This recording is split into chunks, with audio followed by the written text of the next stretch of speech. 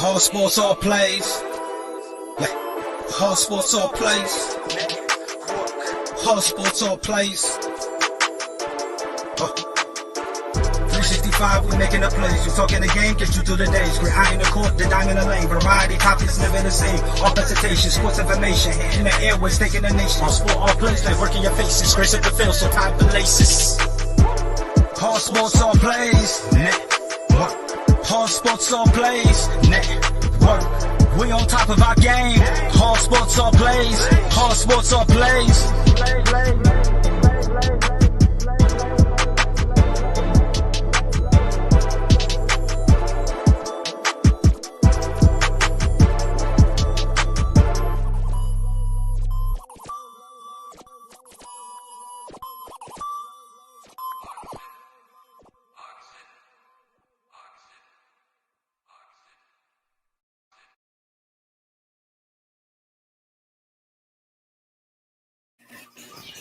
Hey, what is going on, everybody?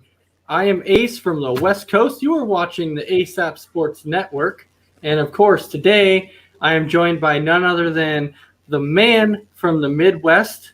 We call him Mr. Brandon Herrera. How you doing tonight, my man? Hey, I'm doing great. It's Wednesday. Get to talk some sports with the brothers.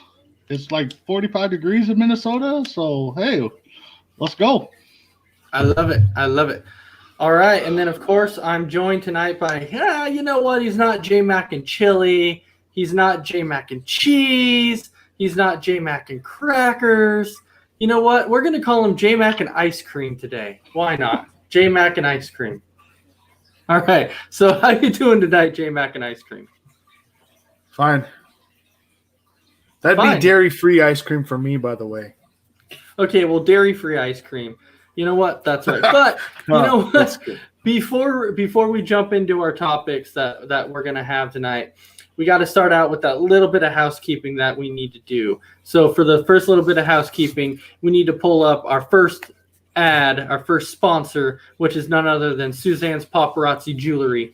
So Chris, if you could please go ahead and pull that up. Suzanne's Paparazzi Jewelry, 24/7 shopping available. 160920 is the code. Show her some love, like she showed us, from all of us here at the ASAP Network.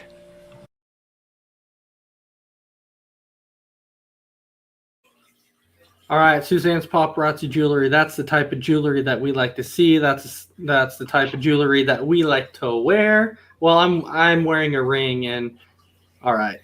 Suzanne's Paparazzi Jewelry. Okay, but now we'll jump into our next sponsor, which our next sponsor is that good old Misty Meadows. So, Chris, please bring up that little bit of Misty Meadows, huh?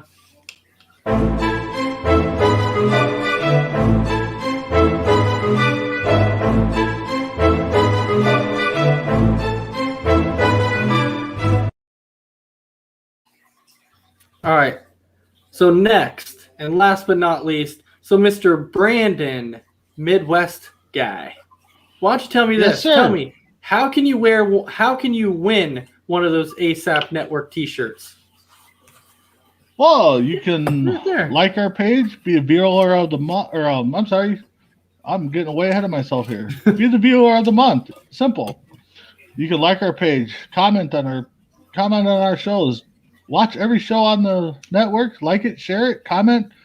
It's simple. Win the viewer of the month, we'll send you a t-shirt ASAP.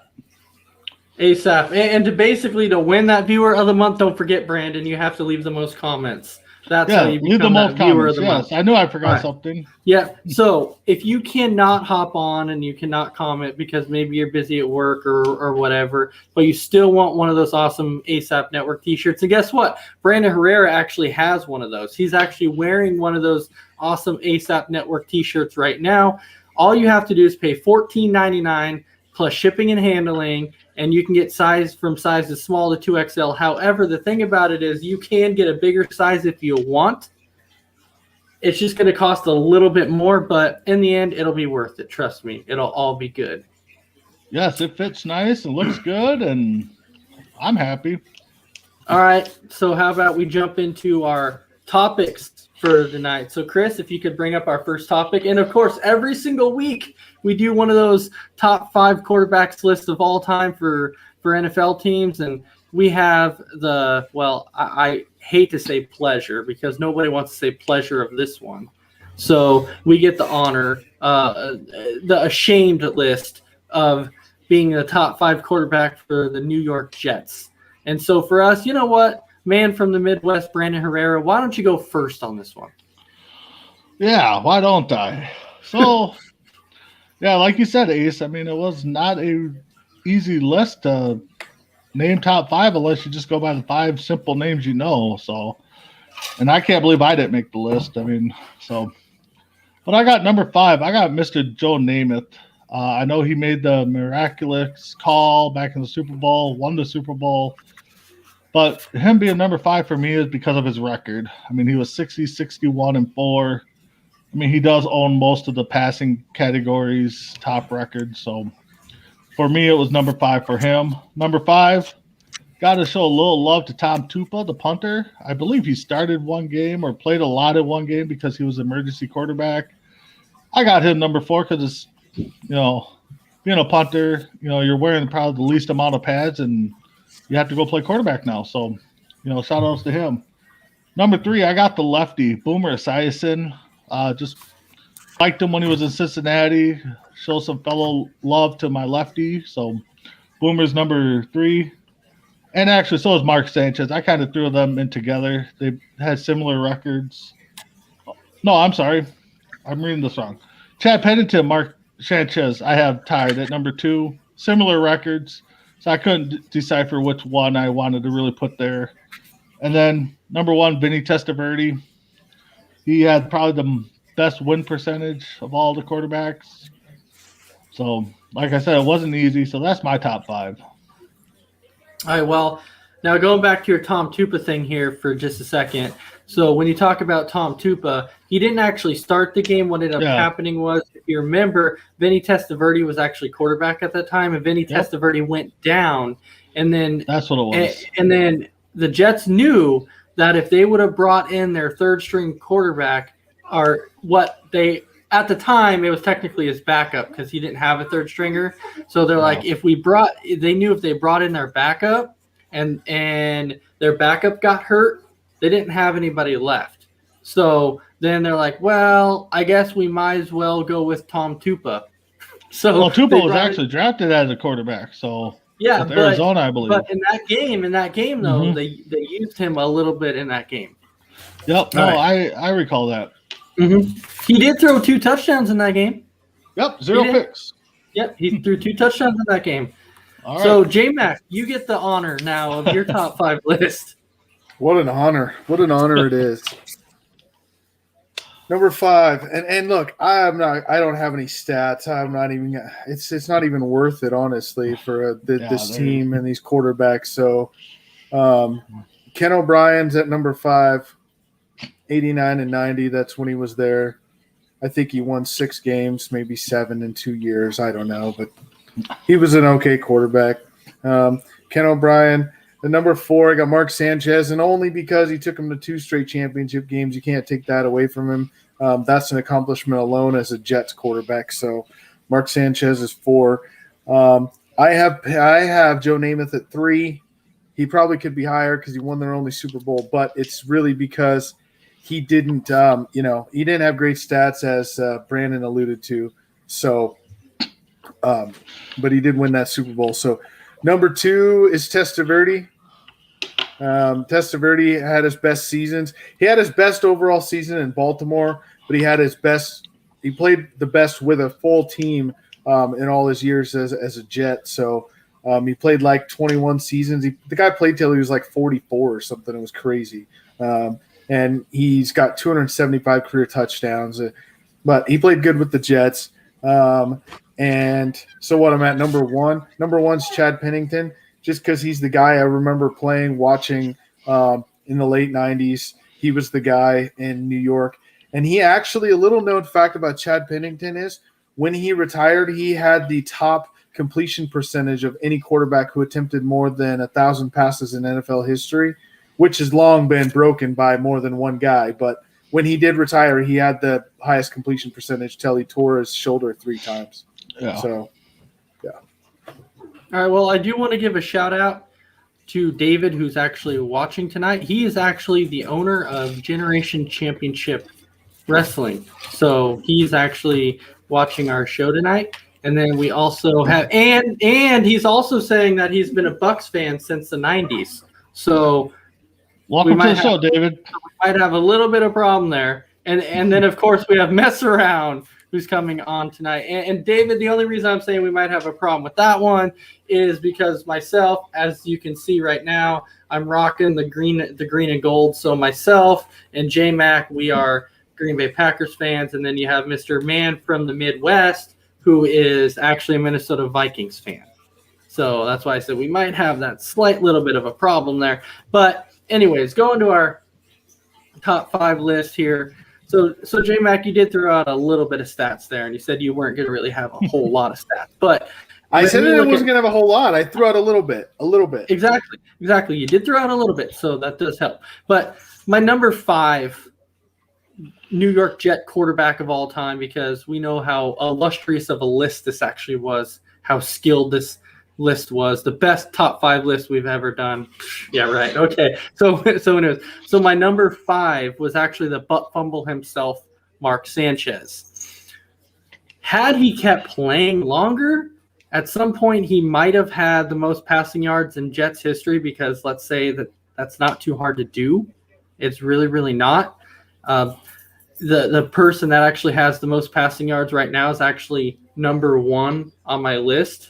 But I'll get into that a little bit later. And J-Mac, for reasons like you said, for Mark Sanchez, why he has to be on this list is simply because when you look at what he took them to 2 AFC championships. However, was it really him? It wasn't really him. It was this defense that really led him there, because Sanchez was not really a spectacular quarterback at all. He did virtually nothing for this Jets team. He gave them nothing. And even though Rex Ryan every year came out and said, Sanchez is our guy. And I'm like, are you kidding me? Why is Sanchez your guy? But he still has to be number 5 on your list because, I mean, come on. It's the New York Jets.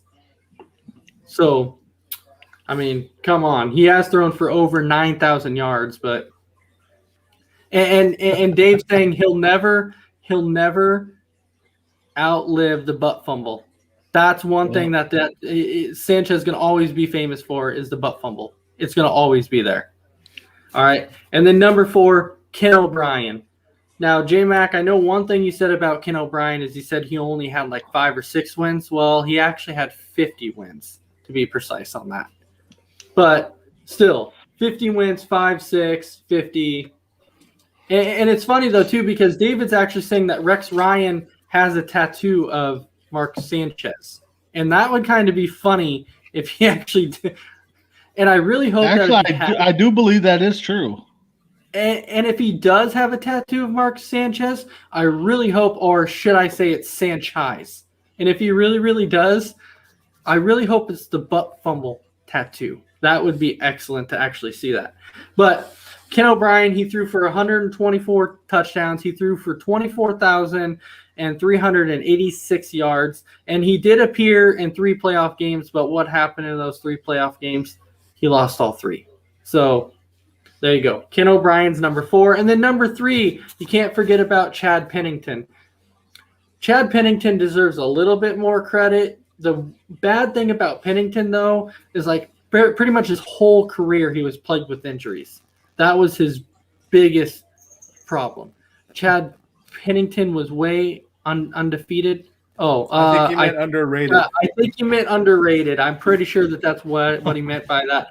But in a little way, I do agree with that, and that's only because of how injury-plagued Chad Pennington was throughout his whole entire career. That's why the Jets let him go, and he ended up going to Miami because of basically his shoulder issues. That was his biggest issue in his career.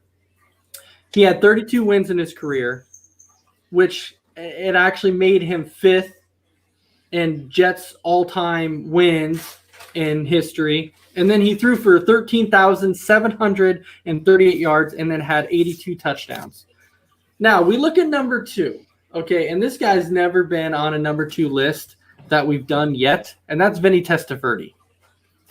And imagine when you think about Vinny Testaverde, how many teams has this guy played for? 7. Yeah, right? He's played for so many teams. But when you look at Vinny Testaverde, he had a 35-26 record with the Jets. His 35 wins actually gave him the 4th most in team history. He also has the most wins by any Jets quarterback with a winning record. Let's say that, with a winning record. So that really says something. And Testaverde threw for over 12,000 yards, 77 touchdowns. But the bad thing is he also had a 1-2 record as a starting quarterback in the playoffs with the Jets also. So you can see that the Jets have been making the playoffs, but they have not been successful in the playoffs. And then number 1, I had to put Joe Namath, Broadway Joe. And I know we've been over this before. We've even said that Joe Namath was overrated. I've said it. J-Mac, you've said it. Brandon, you've said it. Joe Namath was horribly, horribly overrated. He threw like way more interceptions than touchdowns. He had like a 50% completion percentage for his career. And he threw 160 touchdowns, like 220 interceptions. Just horrible. He's remembered for one game. Yeah, that one game. One game. And he got in the Hall of Fame for one game. And a lot of commercial ads. Yeah, and the only reason he's remembered for it is because he came out and guaranteed it. You know, he came out and said, I guarantee victory. We're going to beat the Baltimore Colts. And then they came out and won. However, I've said it, though, before. It wasn't Joe Namath who won that game. It was his defense who won that game. He didn't even play good. He had 200 yards in that game. He didn't throw any touchdowns, and he threw 2 interceptions. So Namath didn't even play that good.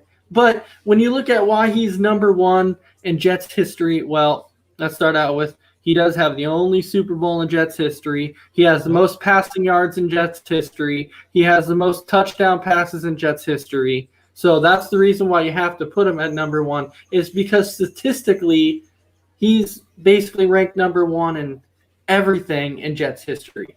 That's the only reason why I put him at number 1. Do I think he's the great quarterback? No, I don't. I think he's highly overrated, but it's the Jets. And there's really not many other quarterbacks you can really put there at number 1. Yeah.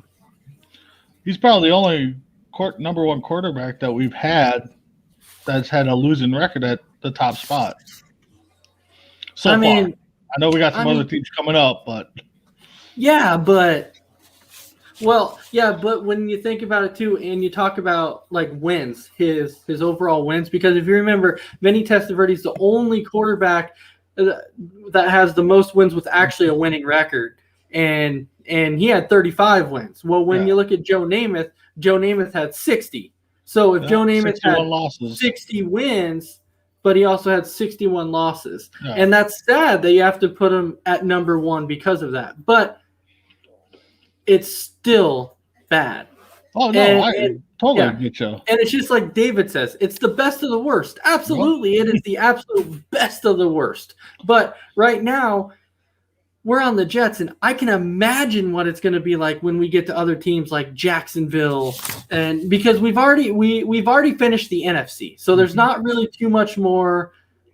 So we can't cover anything else there. But the AFC side, there's going to be a few teams, maybe even the Cleveland Browns, the Jacksonville Jaguars. Those are going to be horrible ones. Buffalo. Oh, you're right. I feel you with Buffalo, but Buffalo has a Jim Kelly. But tell me, when you look at Jacksonville, what quarterback are you going to throw out there for Jacksonville? Blake Bortles, which wasn't anything spectacular, but took him to an AFC draft this year.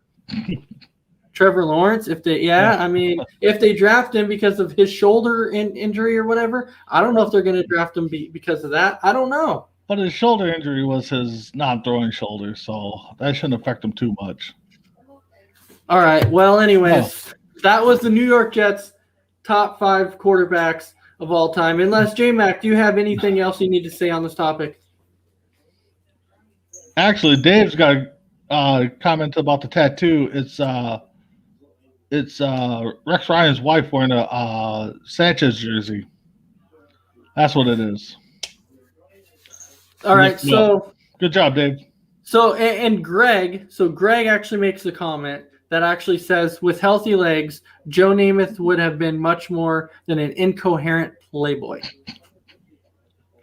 I mean, it's true. Yeah. When you think about it, he was broad, with that Broadway Joe. That's what he did with it, with his underwear commercials and everything else. That's what else he was known for. Hollywood. That's he was Justin Bieber before Justin Bieber was even born. And then David also says, and I think, and he's probably referring to Jacksonville on this. And yes, I know you're talking about Mark Brunell and David Garrard and Byron Leftwich. There's Blake Bortles. But when you look at that, though, that's really nothing spectacular. David Garrard wasn't great. David Leftwich wasn't great. But they're still going to be in that top 5 list, I'm pretty sure. But, All right, going on to our next topic. So our next topic tonight is we're going to actually talk about Djokovic, which just tied Federer for the most weeks, which is 310, ranked at number 1. So when you look at that, what does this mean for his legacy? And J-Mac, I'll start with you. What does this mean for his legacy? I mean, I think tennis is one of the most it's one of the single sports that you need the most endurance for, because you're literally running the entire time that you're out there. And the fact that you could stay on top of your game for 310 weeks, I still am not ready to call him the GOAT. I don't think, again, there's no true GOAT of any sport. I would have a top 5 list and put him in the top 5 for sure. I think we've actually done that on the show. We'll have to go back and look at that. But it means a lot for his legacy. I mean, when you tie a record as far as the most weeks ranked at number 1, what does that mean? That means you're one of the best ever. And he's definitely earned it. He's played well long. It's not like he's played well for a year. He's played well through his whole career. So is he better than Federer? I don't know. Well, I mean, he's right. He's right there. He just tied his record at 310. So the interesting thing about it is, though, is that they're automatically saying going into next week that it's going to put him at 311. Like they're automatically saying he's not going to drop. He's going to be number 1, which I think we already see that for coming. So that's going to put him at 311 consecutive weeks. So that's going to end up breaking the record. But when we look at Grand Slams overall, which he came out and said, yeah, look, I just broke the record for most consecutive weeks with 310 and being ranked number 1. But now he said his focus is on Grand Slams, which Federer is up there too, and Nadal is also up there at 20. And right now, Djokovic is actually at 18. So he still has to get 2 more to tie them, but 3 more to actually break that. Now, if you remember, and this was back in 2011, this is basically when most of this started. If you remember when he went on that ridiculous run back in 2011, when he went on a 43 match winning streak, that was insane. He had like the best year ever for a tennis player ever in 2011. So when you look at his legacy overall, is he better than Federer? Is he better than Nadal? I mean, it's close, because the last time he was ranked outside of number 1 was 2018. 2018 was the last time he had a lower than number 1 ranked. So it's going to be interesting. Is he going to get his 2 Grand Slams back to back again and tie him? I don't know. So Brandon, what do you think? Where does this leave his legacy right now? Well, like J-Mac said, he's definitely top 5. I mean, he's got, if you look at the win percentage, he's tied for the top win percentage with Nadal at 83% win percentage. And he's 2 back of Grand Slam titles, but he's like, 30 back of total wins from Federer. So, I mean, if he passes Federer in those categories, yeah, he jumps up to number 1. I mean, no matter how many weeks you're ranked, if you're not getting wins or close to getting wins, Federer is still your number 1. But Yeah, he could pass him. I see him getting the 20 Grand Slam titles soon than later. But overall, the wins, yeah, that might be the challenge after he gets his 2 Grand Slams. Yeah, it's going to be interesting to see because right now we've seen multiple times that Nadal has taken on Djokovic in the finals. We've seen this Nadal versus Djokovic time and time and time again. And everyone's like, this is going to be Nadal's time. But guess what? Djokovic just won the Australian Open with a freaking messed up back. Oh. And so at that point, you're like, he's hurt and he's still out there beating people. So that just says how good he is. I mean, yeah. So if he's out there his serve and everything, still, when is he going to lose? When is he going to lose the number 1 ranking? At this point, maybe when he freaking retires, because right now I don't really see anybody out there that's going to beat him. I mean, Nadal could, or because let's see, Nadal could, or Tame could. Tame was there, if you remember last year. He almost did it, but then he got nervous and he kind of lost that huge lead against him. So I really think he could, but he kind of choked this year. Didn't have a chance to face Djokovic in the Australian Open, and I was kind of hoping he could. I was hoping he could, but we didn't get to see it. So at some point he's going to. It's just a matter of when. It's either going to be that or some young, 20, 21-year-old that's trying to make a name for himself that's playing out of his mind, an up-and-comer. So, but yeah, I don't see him losing anytime soon, though. That number 1 ranking, that is. J-Mac, what do you think? How long do you think he's going to actually go before he loses this number 1 ranking? That's hard to tell. I'll give him, I'll say if he hits a number like 325, he'll probably fall out of the number 1 rank. I'll give him 325. Oh, okay. 325. Woo! That's another 15 weeks that he's going to be ranked number 1. Well, because right now he's got basically no signs of slowing down. But when you look overall, well, I mean, we'll look at it like when's the next major tournament? It's in the next major one, because the Australian Open just happened. So I think the next major one is Wimbledon. Which is in 3 weeks from now. And who's number 2 right now? Number 2, Rafael Nadal. Oh, okay. Well, Nadal's not going to touch him in Wimbledon. So then you go from Wimbledon, you go to the next one. You go to the one after that, which is the U.S. Open. That's in New York. That one's not until the end of the summer. So I'm just saying, like you're saying, 15 weeks is a long time. I get that. But where in the next 15 weeks is he going to fall out of the number 1? Like, there's not really a chance for anyone else to step up during that time. So if you look at number 1, you have Djokovic. If you look at number 2, you have Nadal. If you look at number 3, you have Tame. So what 3 at what point do one of these 2 beat him? I don't know if they can. And so, 15 sounds like a lot, but it's doable. It's definitely doable. Well, that puts him in what, October? Roughly? Yeah, roughly around there. But September. But yeah, September, October. And I think we already agree he's not going to lose at Wimbledon. We just don't see that happening. Well, right, but even if he loses at Wimbledon, he's not likely to lose to an unseeded person.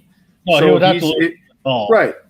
Right. So if he's losing to Nadal, is that one match enough to take him away from number 1? And I don't think it is. No. Well, no, because I feel like right now, when you look at this overall, this is kind of a 3-horse race. When you look at it in tennis right now, it's a 3-horse race. It's Djokovic, it's Nadal, and it's Tame. That's pretty much the 3 guys you have that are going to be 1, 2, and 3 for a while. But Djokovic is still up here, and then the second, and then Nadal, which is second, is down here. And then you have 3, which is Tame, which is, and I know you're saying, no, I get what you're saying. Yeah, I get that, Brandon. It would be a championship match. That he would lose. Don't forget that you got the different surfaces that they play on, and who plays better on what surface. Well, Wimbledon is grass, and we know that Djokovic plays better on grass than Nadal does. Yep. So where's the one chance that Nadal has to beat him is probably on clay. Yeah, but if you remember last year, though, when Djokovic went against Nadal on clay, when everybody came out and said, this is a time when somebody's going to unseat him as number one, and Djokovic came out and did a clean sweep on Nadal on clay. Just came out as a no doubt. I'm not saying he's going to automatic to beat him, but someone's best chance to beat Djokovic is on clay. That is where he plays the worst. The fact that he played good last year doesn't mean he will this year, but that's the one place to beat him. Yeah. Now, don't get me wrong. Wasn't this a few years ago when it wasn't these Nadal and this guy? Didn't they play that marathon match that lasted like 2 days? Or am I thinking two other people? No, it was them because their sets were going so long. Yeah, it was like a 2 day. That they had to stop, and then they're like, okay, we'll pick up the next day because it was so long. And then the sets were just constantly back and forth and back and forth and back and forth. Now, because I've never said that Nadal was that bad. I've never said that he's a bad tennis player, because you can't say that because he's got 20 career Grand Slams. Yep. So you can't take anything away from him. It's just the fact is that right now that Djokovic is on a whole nother level. And Nadal has not been that same guy. And so right now I'm looking at that going, I don't know if he can be that guy to beat him. And Tame, he's young. He's young. He's still up and coming. He still has a lot to learn. Like I said, when he was beating Djokovic and he flat out choked because he was taking too many risks, too many chances, and he was trying to kill the ball, and that came back to hurt him. And Djokovic was able to come back and beat him in 3 straight sets and take it after Tame had that 2-1 lead in the sets. So maybe Tame learned and said, you know what? Because I got smoked last time by taking too many chances, maybe he won't do that this time. And what surface was that on, by the way? When Tame lost to Djokovic, that was on turf. Right. So, I mean, say what you want, but I don't think he loses at least until the U.S. Open, and then. Yeah. Well, the thing is no matter if he loses or when he loses, being a young tennis star or anybody, when you're facing a great guy like Djokovic, you can't make mistakes and you can't give him any openings. He's gonna capitalize on every opening, just like LeBron in basketball, Pujols or whoever in baseball. You give them that opening, they're gonna capitalize every single time. Oh, absolutely. And that's what Djokovic thrives on. He wants you to make that one mistake because once he sees you make that mistake, he's going to capitalize and he's going to take advantage. And then once he has you, once he's in your head and you start making mental error after mental error after mental error, it's over. You're not going to beat this guy. Do you think he's kind of got that Tiger Woods syndrome where if he's lurking around on a Sunday – it's in his head already? I mean, I know tennis is different matches, but, he steps on the court. I think he's in everybody's mind before the first serve. Well, it's definitely different, but when you watch him play tennis at times, the interesting thing to me is like, especially in the first set, when you see him play, sometimes when I'm watching him, I'm like, is he not awake yet, or is he just kind of toying with these guys? It's almost like he's out there like toying with them, being like, I'll take it easy in the first set, just trying to make it a little entertaining. And then the second set, like something happens, and then all of a sudden he's just like a rocket, and he takes off, and you're like, okay, it's over. You're not going to beat him now. So I don't know if it's because the first set he's just not awake, or if he's toying with these guys. I don't know what it is. But it's kind of entertaining to see. Yeah, it's probably just a feel out, proportion of his game where he's just feeling them out and see what he can do. So I mean, so J-Mac, let me ask you this: if you are Djokovic and you go down, let's say 2-0 to Rafael Nadal or Tame, Do you think he's nervous? No. Not. I mean, no. He's not nervous. I mean, it's like right now it'd be like asking a name slipping in my mind, but it's like asking the best hitter in Major League Baseball if they fouled off 6 straight pitches in 0-2 count. Are they in the World Series and they have to get a hit to win? Are they nervous?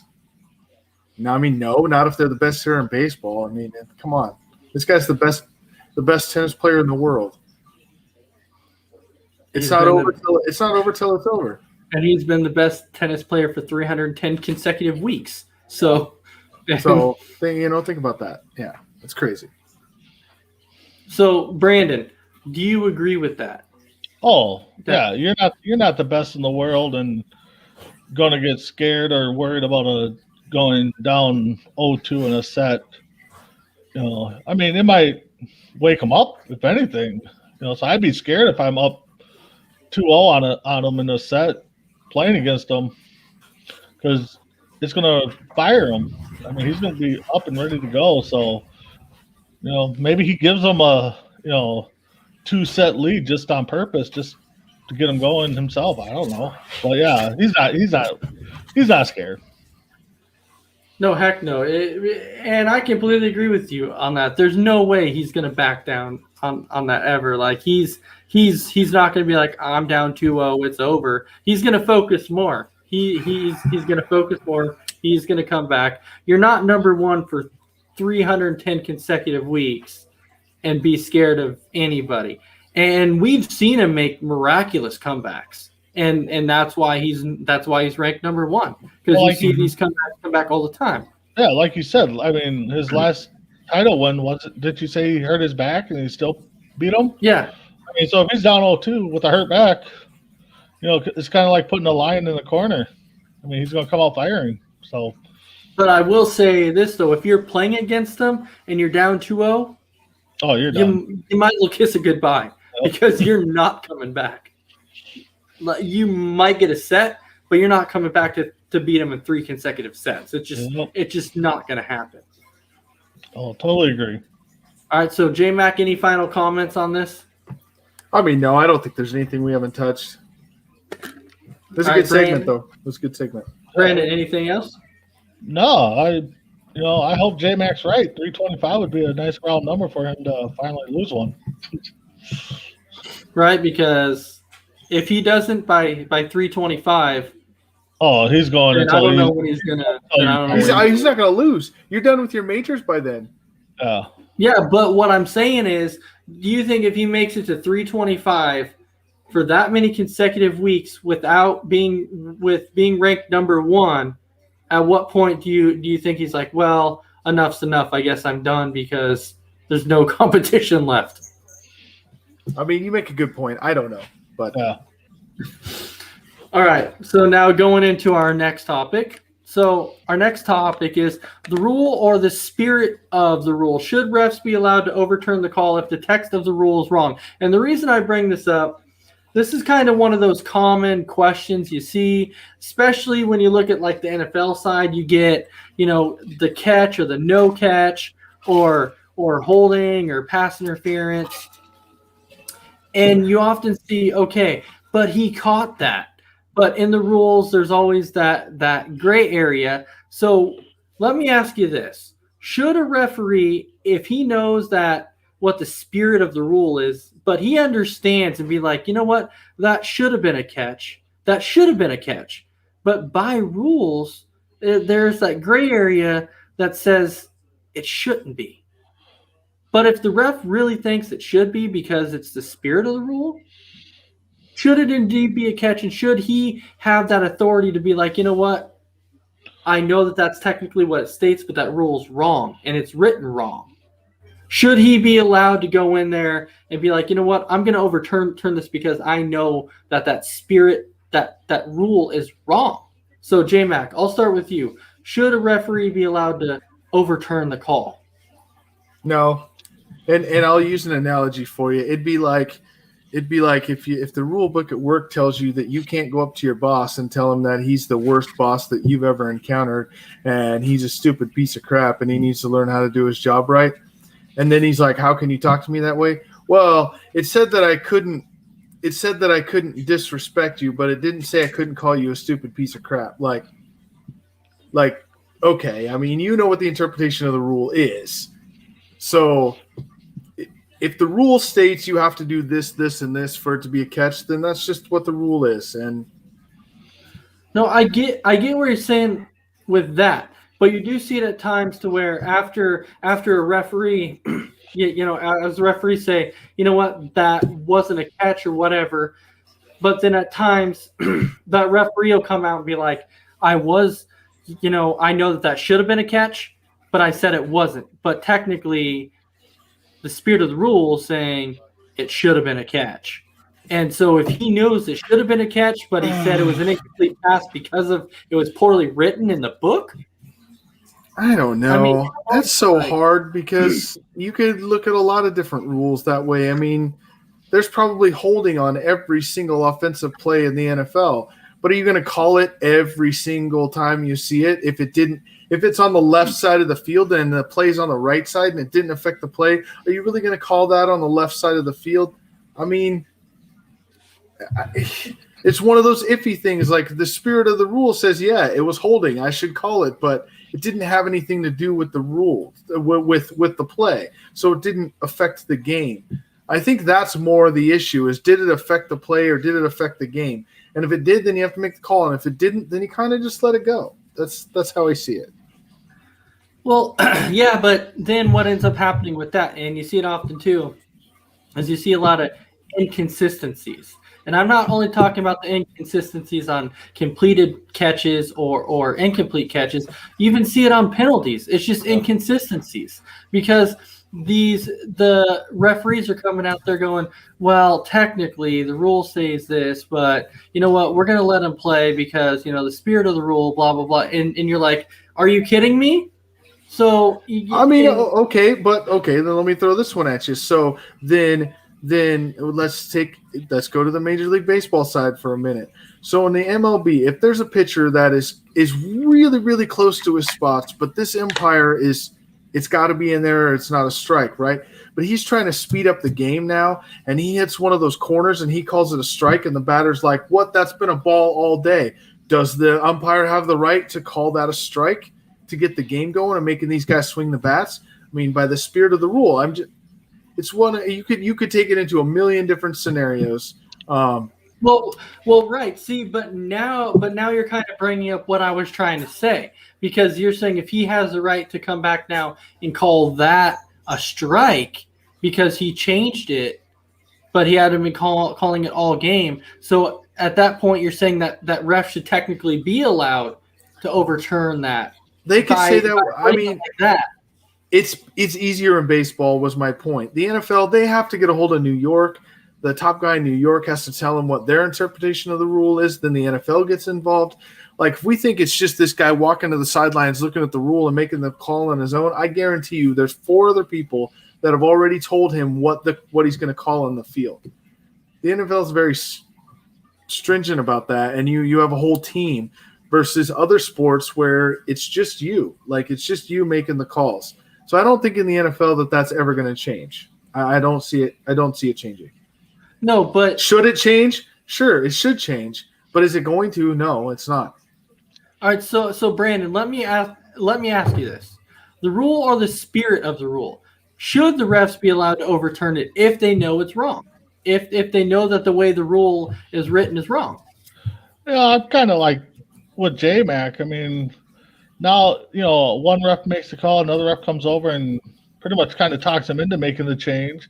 So now you got 2 refs with 2 different calls. Now you got to bring in a third ref to be the tying factor to break the tie. I mean, yeah, it should be more clear on what a catch is or what pass interference is. I get that, and it should be, but when a ref makes a call that one team doesn't like, the fan base don't like it, then makes a call for the other fan base, then that's a makeup call for what they screwed up earlier. So, I mean, being a ref It's personal decision. I mean, we're all human. We all make mistakes. J Mac brought up, talking to your boss the way you do. Kind of, I was laughing because it kind of brought into mind the movie Talladega Nights, where Ricky Bobby's like, "Hey, with no disrespect," and then he says the rest of it, which I can't repeat. You can't talk to me like that. Well, I said no, with no disrespect. I mean, that's kind of the same thing. Baseball is a different story all around because it's one up making the call on a ball and strike, like J Mac said. He calls it balls all day, and then it's a strike, vice versa. So, I mean, yeah, they need to figure out a way to get it better, a description, so we all know what the rules are, especially the refs. I mean, it's a judgment call, and it's always going to be a judgment call. But like J Mac also said, if something happens on the left side of the field and the play is going to the right, don't call it because it had nothing to do with the play, and that irritates me more than anything when they call a flag or a penalty on something that's nowhere near the play, unless it's a major fight or something. You shouldn't call it. So exactly, Brandon, and what I mean about about a play that happens away from the play, if that makes sense, because J-Mac and I have refereed. We have refereed football games for high school, and at times you hear coaches go, "Well, that's holding," and you're like, "Yeah, coach, but the run play is on the other side of the field. Yeah. So I'm not going to throw a penalty on this side because he's being held on this side. This side has no barring what's going on with that side." Yeah. And that's how the ref should be. I mean, but that's what we're taught as referees going in. They teach us and say, if you're away from the play and there's something happens on your side, you don't throw a flag. If the play is happening over there, you let it go. If there's holding on this side, the play's over there, don't throw it because it's away from the play. If you see a penalty across the field, but that's not your area, you don't throw the flag. You keep it in your pocket. Yeah. And then that's when it all gets confusion, because then a ref might throw a flag, and then the ref might come up, be like, "Well, what'd you see?" You're like, "Well, I saw it from my side too," but you don't always get the best angles from your side, especially if you're on one side, they're on the other.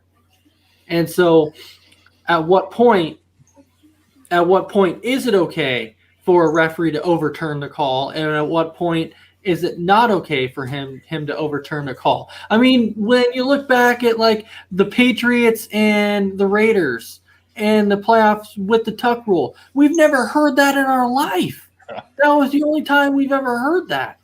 And they came out and said, not even in the rule book. Yeah, but it's just the tuck rule. It's the craziest thing you've seen. Wasn't there something Packer playoff game a few years ago too that was a kind of confusing rule on the no catch with Dallas or something? Or it's the Des Bryant one that you're talking about. Yeah. But that's what I'm talking about. Yeah, no, I get what you're saying. To, what's the actual catch? Yep. And what is this?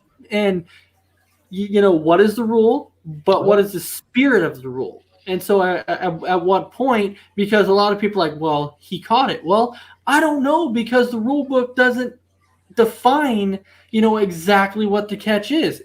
All it technically says is if you make the catch and you take 3 steps, but you have to make a football move, that says it's a catch. That's what makes it a catch. And but then if you get hit, but did he control it all the way to the ground? And exactly. Then when he hit the ground, did it pop out? Well, the ground can't cause a fumble, but it can cause an incompletion. There's all those interpretations of the rule. You just need to define it. Yep. Exactly. And that's why it's all confusing, because you've even seen it in the end zone to where a receiver will catch it, have the ball for 2 seconds with his feet down or whatever, just really quick, and then the person comes over and knocks the ball out, but the referee goes, it's a touchdown because he had the ball for long enough. And you're like, wait, what? But you said they have to make, and you're like, now I'm confused, because he caught it with 2 feet down, but he was still in bounds, but he didn't make another move, and the guy instantly knocked it out as soon as, but you said he had it for long enough. Yeah. So there's so many different interpretations of it. That's why the question's being brought up. You know, do they have that right to do it? Yeah. So you guys said you ref before. Just out of curiosity, is there any team that you guys see coming up on your guys' schedule or however that you're like, man, I hope they don't put me in this game? Yep, I had that exact situation. Mm-hmm. Well, because we had 1 week where we refed, and the coach was on us all game, just yelling at us, telling us we're blind, we can't see anything. And then we get scheduled for the exact same high school the next week. And we're like, awesome, we got to go do it again with the same crew that he was yelling at last week. And then actually in that game, it ended up a fight, ended up breaking out, and there was punches thrown. And then you have to throw guys out, and it's the week before the playoffs, and it's their star players you're throwing out. And in the high school here, if you get thrown out of a game, you have to miss the next week no matter what. So now we're throwing your star player out, and you're going to go to the playoffs next week without your star player. Yeah. Yeah, those situations, you're just like, yeah, this sucks. They get tossed. But the similar situation that I was in, you know, I was reffing against a team to start out the season. So the coach was kind of being a little bit of a hothead, you know, kind of getting upset. I told him to kind of get out of my space because we have the right to, we have our own box. Yep. We have our referees and they have their own coach's box. So we have to say, you know, stay back in your coach's box. Mm-hmm. And he kept coming up. I'm like, you have to stay out of my zone. You have to stay in your box. And if you don't, I'm going to flag you. So I turned to run upfield. Well, as soon as I turned to run upfield, he's standing there and I run into him. So what do? I pull out my flag. I throw a flag on him. We get him for unsportsmanlike conduct. So I threw it on him then. Well, then guess what? Next week, I get that same freaking coach again. And guess what? I'm on that same sideline. So again, before the game starts, I tell him, Coach, you know what happened last week? I flagged you last week. I don't want to have to do it again. So halfway through the second quarter, he starts working his way out in my zone again. I'm like, Coach, we don't want to have to do this again, right? And he's like, I'm trying to coach. I'm like, yeah, well, I'm trying to ref a game too. So you kind of have to give me a little bit of room here. So then guess what happens? 2 minutes later, I turn to run upfield again. I run into him again. So what do? I pull out my flag. And the minute I pulled it out and I threw it, he's like, you got to be kidding me. You flagged me last week. I'm like, I flagged you last week. Guess what? I'm flagging again because you did the same freaking thing. And so we ended up giving him another unsportsmanlike conduct. Now, I had a week break away from that team, but then the next week after that, I get him again, and I'm stuck on the same sideline. So the minute I show up, he sees me, and he's like, you're not on my side, right? Like, it was immediate. Like, he saw me. He's like, I don't want you on my sideline. I'm like, well, if I am, let's not have problems because I'm getting sick and tired of telling you every week. And so I was like, is it going to be a hat trick? So, yes, there is experiences to where, yeah, exactly. You think it's going to be a hat trick to where I'm going to throw a flag on this guy again. And so, it's so okay. You know, a video a few months ago was released of a high schooler, I believe it was high school senior, that just bull rushed a ref. Are you guys ever scared of that happening now that you've seen it? And what would you guys do? Okay. No, it's not something that we're definitely that's not something that we're afraid of around here because we have not seen people get that. Yeah, I mean, you get players that get upset as referees, but the thing is we have more control. We have more control over the game than the players do because if they come up and start cussing at us, we have our nifty little friend that's called a flag, and we pull it out and we throw it on them, and then we go, okay, that's one. Do you want another one? Because if you get another one, you're gone and you're not playing next week. Yeah. Well, I think the guy got tossed, and then he just walked to the sideline and then just took off right for the ref. And I feel sorry for the ref myself. So, well, I mean, yeah. But that was just gruesome. I mean, so. But yeah, those are our stories from our war stories, and it does happen. It sucks. Oh, I bet. All right, so now jumping into our next one, which is, guess what? It's J-Mac Spotlight Player. All right. So, time to J-Mac, guess. who's your Spotlight Player today? Well, my spotlight player, let's see if you guys can guess who this is. So he played in Major League Baseball from his debut was September 6th, 1982 for the Pittsburgh Pirates. And his last appearance was April 9th, 1998 for the Atlanta Braves. So he played 17 seasons in Major League Baseball. Sid Bring. He was not known for his bat. Sid Bring. No, sir. That's the only one I can think that played for both teams. He was most recently a coach for the Detroit Tigers. All right. Well, so it is the guy who was probably the least likely to ever break the home run record in Major League Baseball history. Does that help at all? There's a lot of guys who you'd put in that category. Well, this guy hit That's less pretty home good. runs in his career than the pitcher Mike Hampton hit in a season. Well, because if you want to go down that route, there's a certain guy who actually played for the Marlins before, and I can't recall the other team he played for that definitely wasn't going to break the all-time homer mark, and that was Juan Pierre. Like, that guy was not a power guy at all. Nope, it is actually Rafael Belliard. Oh, Yeah, Rafael Belliard. okay. All right, So I know who you're talking about now. Yeah. He had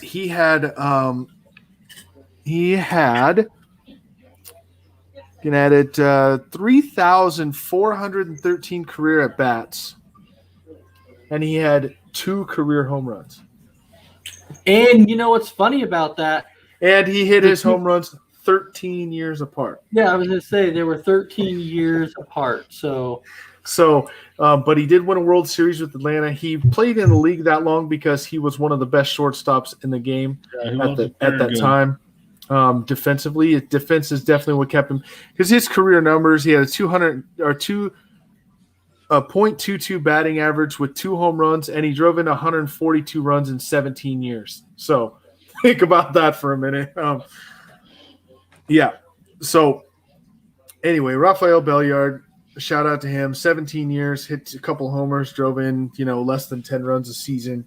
But played on defense. So defense matters too, people, in baseball. Yes, it does. Yes, it does. So I want to give a shout out to a few people here that have said hello or hey here. So hello to Doreen. She's out there, so I'm saying hello. Suzanne's actually here too, known as Suzanne's Paparazzi Jewelry. I'm going to say hello to that. Lisa Halverson. Hello. Lisa Halverson is on there. I'm going to say hello to Lisa. And then, of course, we have Nicholas Raday, who had just came on now and said, hey, guys. So I'm going to throw it out there and say, hello, Nick. How you doing tonight? I hope everything is going fantastic. All right, so that was J-Mac Spotlight Player. So, of course, that transitions us into Ace's minigame. Hey, Ace, before you do this one, can I throw out something really quick? Just really quick? Yeah. So, J-Mac, I talked to Ace earlier. Did you watch yesterday's show at all? What's today? Today's Wednesday. Tuesday, the full count. Full count. I caught not very much of it. Since you guys are baseball but guys, I was working late, so. Okay. So here's something I threw out yesterday. The last time it happened was 1989. 30 players have done this over, I think it was like close to 28,000 games. 2,800 games, I'm sorry. It's a catching position. What do you think it is?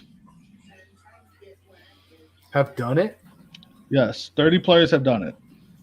Have done what? What I'm trying to get you guys to think. The last time it happened was in 1989. Wait, what was the question? I didn't fully hear what the question was. This happened, I guess, in 2,800 games. Mhm. 30 players have done it in the catching position, and it last happened in 1989. hit for the cycle. That's the only thing I got. Ace? Let's see. I can start just going down the list here. You probably won't get it. No, let's see. Hit 3 home runs in a game. Throw out 4 batters in a game. Throw out 5 batters in a game. Throw out 6 batters in a game. Strike out 5 times in a game. No, it's being a left-hander. Left-handed gotcha. throwing catcher. Gotcha. Yeah, one guy did it over 1,000 games back in the early 1900s, but the last time was 89 from a kid from Pittsburgh, I think it was. Okay. So, Huh. yeah. Interesting. I never thought it happened, so I kind of looked it up. Well, shoot. Yeah. All right. Well, you kind of took that away from me. Oh, whatever. Whatever. All right. Whatever. All right.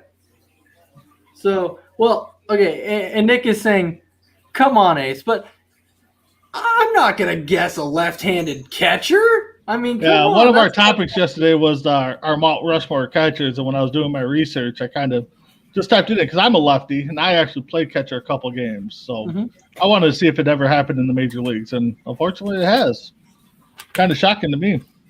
So, for our mini game, we're gonna actually play a word association game. So, with the word association game, it's best. It's the first word that comes to mind with whatever team or player I say. That'll be the word association. Okay, like it. And it can basically be any sport. I'm going to go all around the board here. I'm just going to throw a name out there. All right. So we'll go ahead and we'll start with baseball. Start with a little MLB here. And Brandon, you get to go first on this one. Bryce Harper. Overrated. J-Mac. That's a clown question, bro. So clown question. Gotcha. All right. So now let's jump over to the NFL. Jacksonville. J-Mac, you get to start with this one. Irrelevant. Brandon? A mess. A mess? All right. Here. I'm going to throw a little bit of a sneaker in there, and I'm going to go to a little bit of the NHL side. All right. Let's go to the Detroit Red Wings, not the whole team itself. I'm going to say Larkin. Brandon. God, you threw me. Yeah, you threw me off here. I have no clue.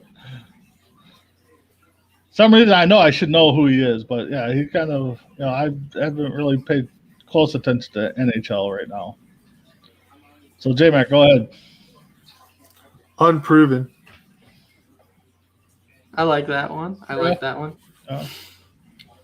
All right. Let's go J-Mac on this one. Manchester United.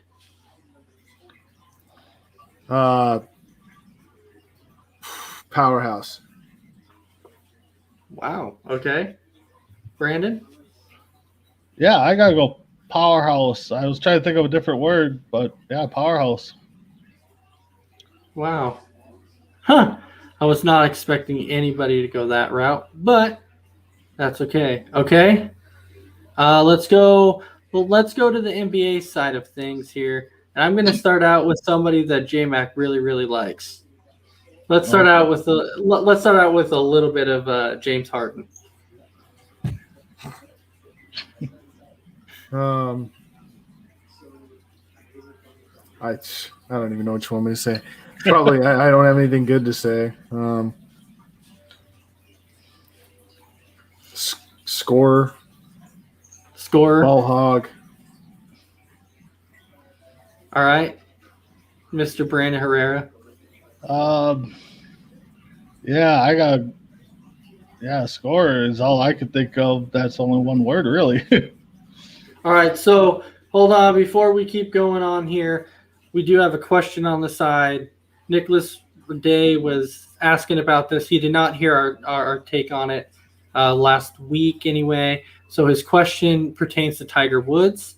And his question is basically, do we believe that Tiger Woods is going to golf again after basically what he's gone through? We know that Tiger Woods is basically pretty lucky to be alive at this point through the injury he had. We know that he fractured both of his legs. He had operations on both of his legs. Mm-hmm. So is he going to golf again? And No. J-Mac, I'll start with you on that one.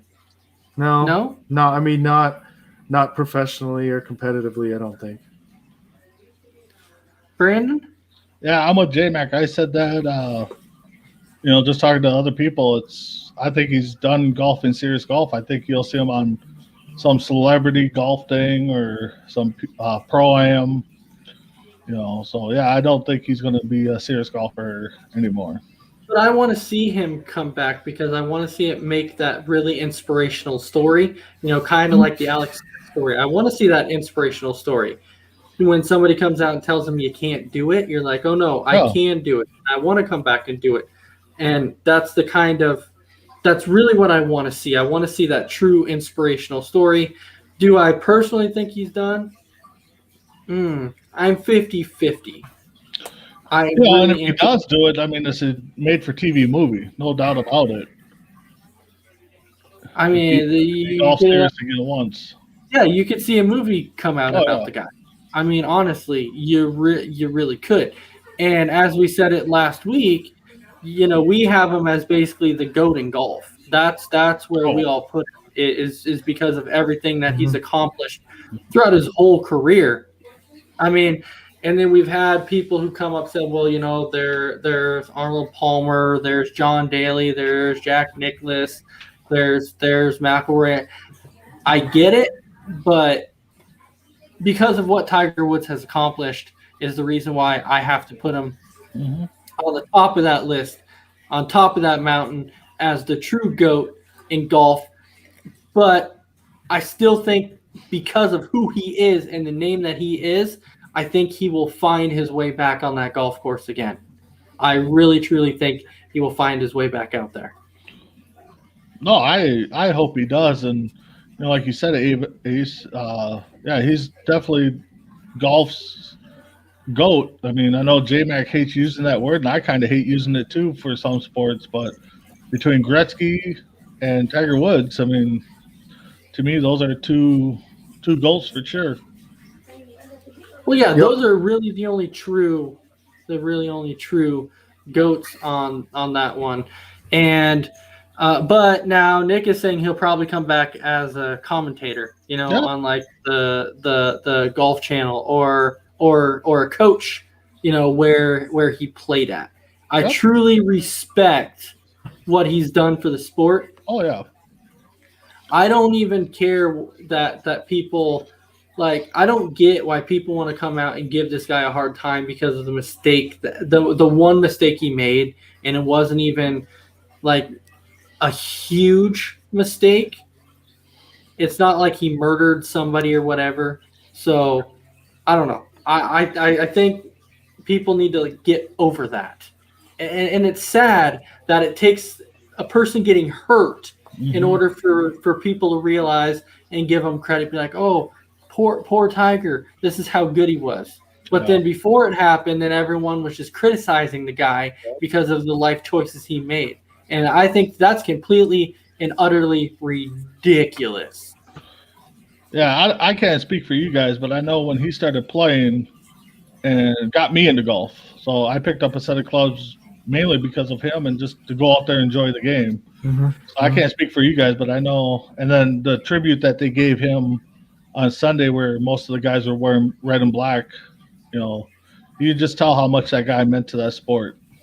Well, we've always came out whenever I've gone golfing with my brother or my uncles or whatever, and people would want to join us and they're like, "Are you guys good?" We'd always be like, "Well, we're no Tiger Woods." But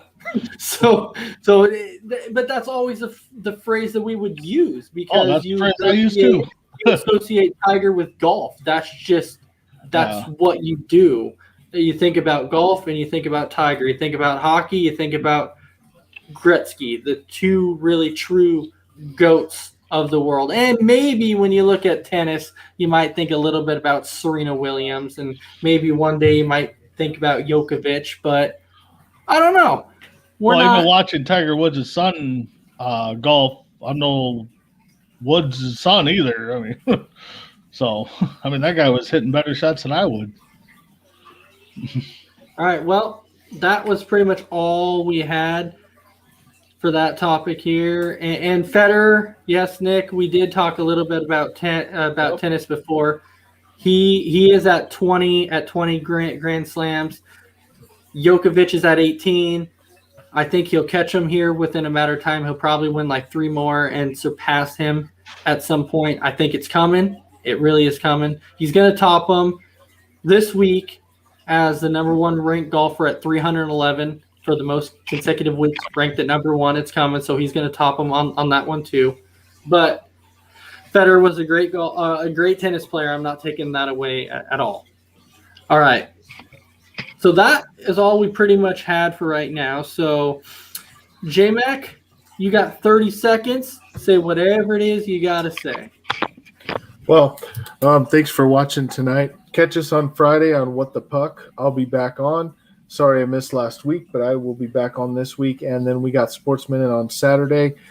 We got some exciting news coming out, so stay tuned for the weekend. We got some stuff that y'all ain't going to want to miss there. So stay tuned with us. We got some stuff going on, and I think y'all are going to like it. All right. Brandon Herrera, you got 30 seconds. Yeah, thanks for everybody for commenting and enjoying the show. I like working with you guys. Catch me Tuesday on Full Count with the Sarge and the cast there, and I believe we're going to do something on Sunday this week, a baseball show type. Not positive, so I'm good. Have a good night, guys. All right, and then, of course, Freddie, your Lakers lost again. All right, I just kind of had to throw that out there. Your Lakers lost again. I love it. All right. Well, it's only for the playoffs. Of course, I want to thank everybody for watching. I don't know, J-Mac, I might not have told you, but I won't be on What the Puck on Friday because I have to officiate a football game. Our football season is just starting, so now I'm back into reffing, so I will be reffing on Friday. All right. Yep. So with all that being said, I hope everybody has a fantastic night. And, of course, you can catch us again Wednesday for another episode of Sports Minute. And we will see you again. All sports, all plays. All sports, all plays. All sports, all plays. 365, we making a plays. You talking the game, get you through the days. Great eye in the court, the dime in the lane. Variety, topics never the same. All presentation, sports information. In the airways, taking the nation. All sport, all plays, like working your faces. Grace at the field, so tie the laces. All sports, all plays. Network. All sports, all plays. Network. We on top of our game. All sports, all plays. All sports, all plays.